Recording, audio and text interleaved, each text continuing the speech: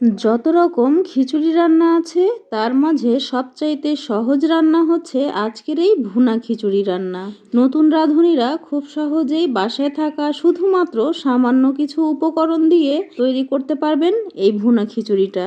সবার কাছে অনুরোধ থাকবে ভিডিওটা স্কিপ না করে ফুল ভিডিওটা দেখবেন। ভুনা খিচুড়ি রান্না করার জন্য প্রথমে আমি বিফটা রান্না করে নিব, যার জন্য আমি বিফটা ম্যারিনেট করে নিব। ম্যারিনেট করার সময় আমি দিয়েছি পেঁয়াজ কুচি, রসুন আদার পেস্ট, লবণ, হলুদের গুঁড়া, মরিচের গুঁড়া, সামান্য গোটা গরম মশলা দিয়েছি। এরপর 2টি টমেটো কুচি করে দিয়েছি, আপনারা ব্লেন্ড করেও দিতে পারেন। আমি কিন্তু যে কোনো বিফ রান্নায় হোক অথবা চিকেন রান্নায় হোক টমেটোটা ব্যবহার করি।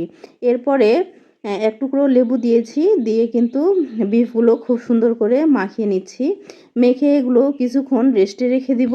এরপরে আমি বিফটা প্রেসার কুকারে রান্না করে নিব। সাথে দিয়েছি সয়াবিন তেল এবং সরিষার তেল দিয়ে এখন ঢাকনাটা দিয়ে সুন্দর করে রান্না করে নিব। খিচুড়ি রান্নার জন্য এখানে আমি ভাতের চাল নিয়েছি 1 পট, পোলাওয়ের চাল 1 পট নিয়েছি, আর 1 কাপ নিয়েছি মসুরের ডাল। আর এর আগেই কিন্তু আমি ছোলার ডাল সিদ্ধ করে রেখেছি। চুলায় একটি পাতিল বসিয়ে আমি গরম মশলা দিয়েছি এবং দিয়েছি পেঁয়াজ কুচি। এরপরে আমি পেঁয়াজটা ব্রাউন হয়ে এলে এর মধ্যে দিয়ে দিচ্ছি অল্প পরিমাণে আদা পেস্ট এবং রসুন পেস্ট, সাথে একটি টমেটো কুচি করে কেটে দিয়েছি। তাতে কিন্তু খিচুড়িটা খেতে একটু টকটক এবং একটু জুসি জুসি হবে। এর সাথে আমি পরিমাণ মতো হলুদ দিয়েছি, মরিচের গুঁড়ো কিন্তু আমি ইউজ করিনি, তাতে কালারটা অনেক সুন্দর আসবে। মশলাটা ভালো মতো কষিয়ে এলে আমি এখানে ধুয়ে রাখা চাল ডালগুলো দিয়ে দিব। আমি আজকে চেষ্টা করেছি খুব সহজ ওয়েতে আপনাদেরকে ভুনা খিচুড়ির রেসিপিটা দেওয়ার জন্য। এ পর্যন্ত যারা ভিডিওটা দেখেছেন সবাইকে অনেক ধন্যবাদ। ভালো লাগলে প্লিজ লাইক শেয়ার কমেন্টস করতে ভুলবেন না। এ পর্যায়ে এসে আমি পরিমাণ মতো লবণ দিয়েছি এবং সিদ্ধ করে রাখা ছোলার ডালটা দিয়ে দিয়েছি। চাল ডাল কিছুক্ষণ কষিয়ে নেওয়ার পরে আমি গরম পানি দিয়েছি। এদিকে বিফ কষিয়ে এলে আমি এখানে কিছু আলু ব্যবহার করেছিলাম। খিচুড়িতে কিন্তু আলু দিলে আমার কাছে খুবই ভালো লাগে।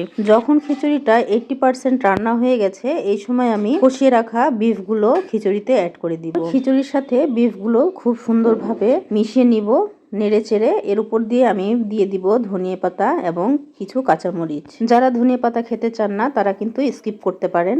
এই তো প্রায় 95% রান্না হয়ে গেছে খিচুড়িটা। এখন 5 মিনিট দমে রাখার পরে আমি সার্ভ করে নিচ্ছি। মাশাআল্লাহ খিচুড়িটা কিন্তু অনেক জুসি হয়েছে এবং ঝরঝরাও হয়েছে। এত মজার খিচুড়ি রান্না করেছি, একটু ডেকোরেশন না করলে কি চলে বলেন তো আপনারা? তো আমি ডেকোরেশন করার জন্য একটা ডিম সিদ্ধ করে নিয়েছি এবং আমার মন মতো করে সাজিয়ে নিয়েছি। শুধু মজার রান্না হলে কি চলে, একটু ডেকোরেশনটাও সুন্দরভাবে সাজিয়ে নিতে হয়, তাহলে কিন্তু খাবারটা দেখতেও ভালো লাগে। আর পরিবেশনটা ভালো হলে আমার মনে হয় স্বাদটা একটু বেশিই বেড়ে যায়। এই ছিল আজকে আমার খিচুড়ির ফাইনাল লুক। ভালো লাগলে সবাই লাইক শেয়ার কমেন্টস করবেন। আল্লাহ হাফেজ।